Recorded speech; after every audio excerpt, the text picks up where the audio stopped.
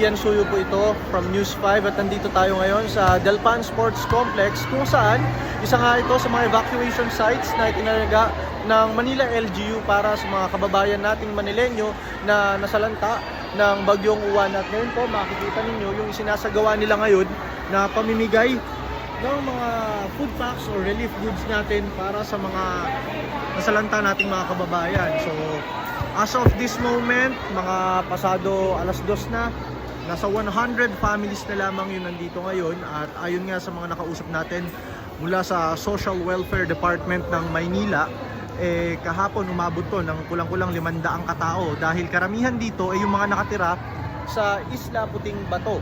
Yung Islang Puting Bato, mga kapatid, malapit yan, no? Para coastal area na yan, malapit sa Manila Bay. Kaya yung ilan sa kanila, kinailangan na talagang lumikas kagabi at dito muna sila nagpalipas ng magdamag. At ngayon nga, ito, sako-sako yung mga pinamimigay nila ngayon ng mga relief packs. Tapos may mga karton-karton din. Ayan, makikita pa ninyo yung iba.